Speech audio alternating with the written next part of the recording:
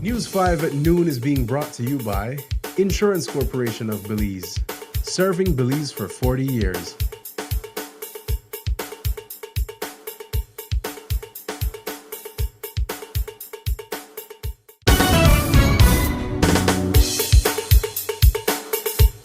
Good afternoon, Belize. It's midday and you tune into the news at noon, where we bring you the latest updates from around the country. I'm Isana Cayetano, and here's what's making headlines today. PM Briceño delivers State of the Nation address as 44 new citizens mark 44 years of independence. 4-year-old girl dies in early morning house fire on Arlington Drive. And Hattieville community is in shock after 2 siblings are gunned down on Monday. These stories are coming up in just 1 minute. When I was a student, ICB was there to protect me, ensuring my education and future. When I got my first car, ICB was there to protect me, providing excellent coverage and peace of mind on the road. When we moved into our first apartment, ICB was there to protect us, securing our belongings and giving us a sense of security. And when we got our first house, ICB was there for us, protecting our home and everything we've worked so hard for. At every step of your life's journey, ICB is there for you. For more information, call 224-5328 or visit our nearest branch. Welcome back. In a momentous start to the Independence Day celebrations, Prime Minister John Briceño took to the podium this morning at the UB Gymnasium in Belmopan to deliver his annual State of the Nation address.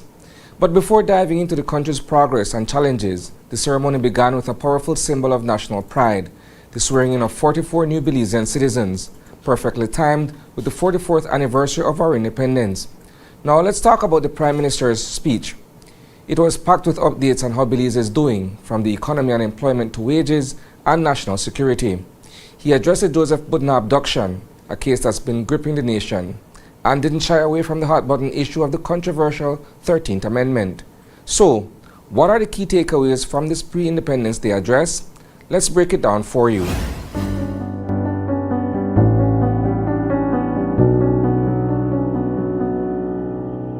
So high have we soared that for the 3rd year running, the IMF's report card could hardly have been more positive. 2024 growth stood at 8.1%, with the first half of the year projected for further expansion. For the first time in living memory, employment has surged to over 95%, with widespread reports of worker shortages in the private sector. Employers looking for workers and not workers looking for a job. How unusual is that?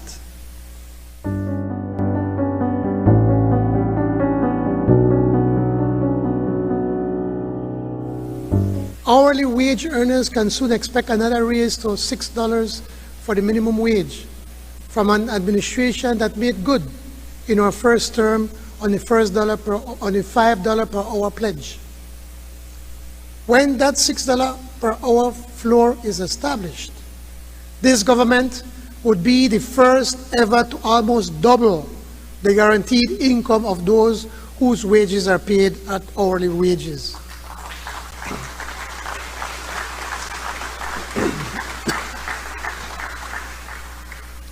Apart from the tens of thousands of hourly workers whose pockets are a little deeper today, there are more than 15,000 public officers, teachers, and security personnel who, as a consequence of government's recent negotiations with the various unions, stand to gain over $100 million in additional wages. When the phased salary increase are fully implemented, and including increments through to 2027, the additional wages will value $112.4 million annually, or $750 per year on average for each of the public officers, teachers, and security personnel.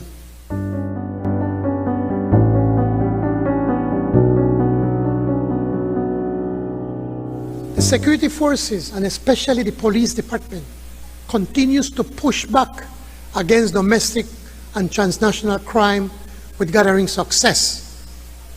Major crimes have fallen by 3% this year, and murders are down by 20% through the end of August compared to last year.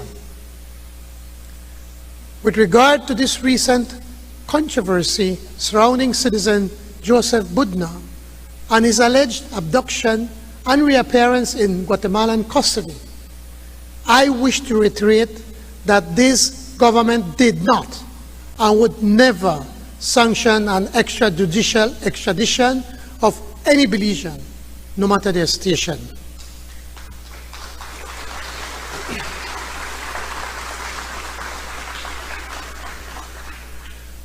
The law of the land applies to every citizen alike, without prejudice. Wherever the police investigation leads into that matter, justice will be applied and justice will prevail.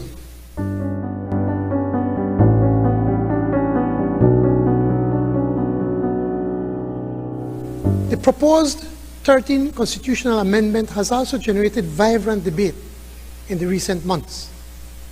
Let me underscore what I and colleague ministers have explained.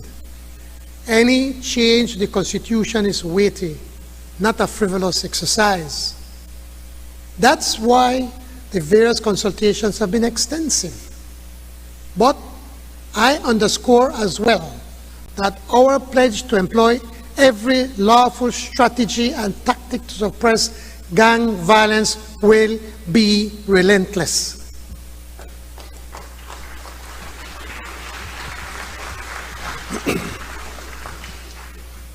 So long as innocent, law-abiding citizens fear for their safety and the safety of their children, we will not be swayed by naysayers who conjure imaginary victims of state overreach, while the real crime victims of the criminals are overlooked. A heartbreaking tragedy unfolded earlier this morning on Arlington Drive in Belize City. A fire ripped through a two-story home, claiming the life of a 4-year-old girl, a child who had just started her journey at St. Martin's preschool this September. Her mother and grandfather fought desperately to save her, but the flames spread too fast, leaving them helpless. Her father, who works outside of the district, received a devastating call around 5 o'clock this morning. Through tears, he shared that this daughter was his motivation, his reason for keeping going. I come from go home, but I used to love the street too. And when my baby born, like that make I open my camera business, that make I really see a lot why I need, like my true potential within myself. My baby show me that. And with me and she, that's why we have the bond, because she may need me and I may need she. I may need she more than how she may need me. I think I try not cry. I see people cry on the media, brother, but I not try not to do that, you think? But the love what I had for my baby, like trust me, immense. Like I may see myself, my baby to run my business for you. That's why I prep my baby for, you know, make I love sing, so I mean I prep on for, you know, be with one of the biggest artists then I believe have to offer, because I know a lot of them. And all of that just get robbed on one fire. No, I left, you know, to try to figure out how I want to put my life together, so to speak, you think. She my main push, my main drive. Like I know a lot of young men at Belize could tell you this, where come from the ghetto, come from the south side of Belize. The kids are their main push. The family is shattered, the community is grieving, and Belize mourns the loss of a young life that had only just begun. Paul and Paula Escaliano Belial, well known and loved in their community, were shot and killed Monday evening at Paula's home. The siblings were active in church and community life, making their deaths even harder to grasp. The tragedy comes just months after Paula lost her husband and a daughter, a heartbreaking string of losses for one family. Now residents are demanding justice and action from police as fears over safety grow. It means so much because they share their Christian faith and beliefs, try to motivate, you know, young people and even some adults. You know, they try to do their best as Christian and pass on that love too, always. You don't know how many children they had? Paul have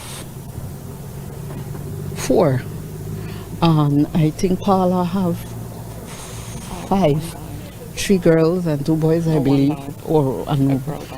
And for Paula, to this year has been such a rough year because her husband passed away suddenly.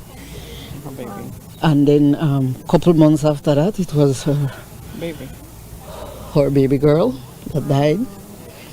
And now her. They just can't believe it. And I know most people that know them would say the same thing. It's unbelievable. That's a wrap for the news at noon. But don't worry, there's plenty more coming your way at 6 p.m. We'll dive deeper into these stories and more.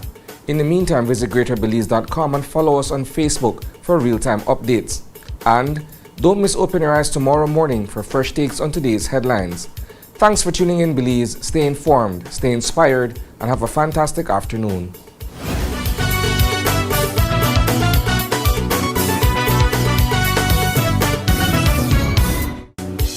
News 5 at noon was brought to you by Insurance Corporation of Belize, serving Belize for 40 years.